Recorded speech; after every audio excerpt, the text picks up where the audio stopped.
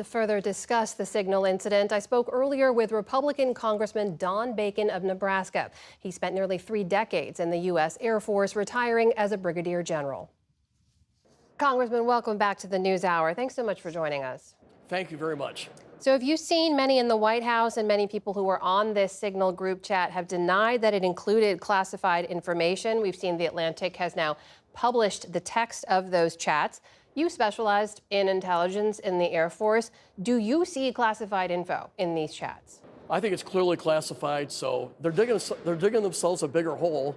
They should just be straightforward and honest, say we screwed up. Now, I want to say the operation itself, I praise it. The Houthis have been shutting down, the sea lines of communication. We had to open it up. So I support that. I want to take away from that.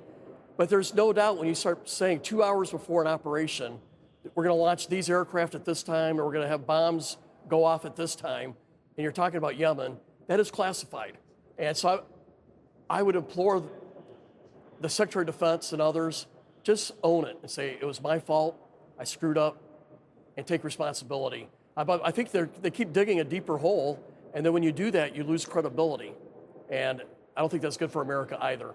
So on why this information was shared in the first place, I mean, one expert we talked to said that even a junior officer would have known that this is classified information. Should Pete Hegseth, Secretary of Defense Hegseth, who did serve in the military, shouldn't he have known it was classified? Yes, he should have known it, absolutely. And I think everybody on that signals chat should have known that that was an inappropriate place to put launching data of our aircraft, the timing, the impact times and all that. The Secretary of Defense should have known that. Now, I don't know, I try to give people the benefit of the doubt. I just imagine maybe he felt pressured or rushed, I don't know. But there's really no excuse for putting that kind of data. And by the way, it endangers our crews. Because that was put on an unclassified network 2 hours before the strikes. That's enough time for, if somebody would have informed the Houthis, say if Russia would have informed the Houthis, that they could have been more prepared for these attacks. And so that puts our forces at risk. So if this was a breach and it puts our forces at risk, what does accountability look like? I mean, we know Mike Waltz added the journalist Jeff Goldberg to the chat. Pete Hegseth posted the information. Should they be fired? I'm not prepared to say that. I do want to thank Mike Waltz for coming online and saying, hey, it was my fault for adding the journalist. And that's what you want to see. You want to see someone take responsibility. And I think Mike, Waltz is a friend of mine. I believe he's a reasonable voice in the administration, a voice that we need. The secretary is still in denial, though, that he did anything wrong. And I think that reflects worse than the actual incident when you can't own up to a mistake. So I think the jury's still out, and I'm a little reluctant to say fire this or do that. I want accountability from the individual taking responsibility, and that's where I'm at. But is taking responsibility enough for you? I mean, if accountability is what you want to see, for instance, if someone in your command, when you were in the military, disclosed information like this, they would have been prosecuted. There would have been some kind of accountability. What does that look like here? And if there's no accountability, what message does that send? Well, you're right. If I would have done this in the Air Force, I would have lost my clearance. I probably would have got an Article 15, which is non-judicial punishment. It would have probably prevented me from being promoted. So you're absolutely right. I also know we're dealing with the Secretary of Defense. He made a mistake. I'm more worried by the fact that he won't admit it. I want to ask you, too, about just yesterday you hosted a town hall for your constituents. Thousands of people showed up. It was a virtual town hall. I know you said you hosted so you could take more questions. You had a lot of questions about the House Republican budget that was just passed. And you did say, according to reports, there are no threats right now to the stability of Medicaid, which people asked about. Mathematically, sir, there's no way to reach the target cuts that have been set in the budget by that committee other than touching Medicaid. It has to be touched in some way. So how can you guarantee that the hundreds of thousands of people in Nebraska will not feel any impact to Medicaid?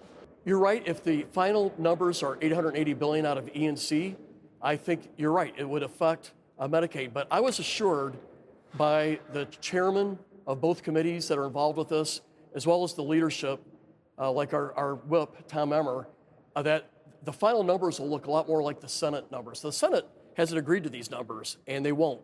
They're going to agree to something significantly less, we believe. And so I voted to move this forward and to create the negotiations between the House and the Senate. And I believe most Republicans, at least the ones I affiliate with, are looking at significantly less reductions in E&C, which is where Medicaid is at. I see. So you support it as long as it's not $880 billion that they're trying to cut there. I just want to clarify, too, when I said hundreds of thousands, I meant hundreds of thousands of Medicaid recipients in Nebraska. That's what I was referring to. While I have you, can I ask you about Elon Musk's Doge team? Because you said recently in an interview that you're urging them to take their time and not act too swiftly. That seems to be the opposite of the way this team is moving. Are you comfortable with their approach? Well, I know that's the way he does business. Like, he has a space launch failure. They'll just, okay, we'll do another one real quick and try to fix what happens. But you're dealing here with people's lives.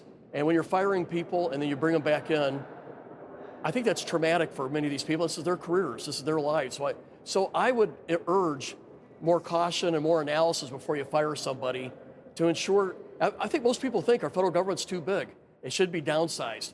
But when you're firing nuclear physicists, inspectors, in our meat processing plants, FAA folks who are helping keep our airspace clear, then you have to go back and hire them back. It's not a good way to do business. But that's not what they're doing. Are your concerns being heard? Have you spoken directly to Mr. Musk about this?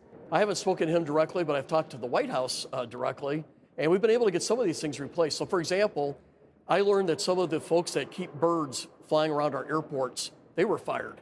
And so we don't want a dangerous airports with birds that could get ingested in aircraft engines.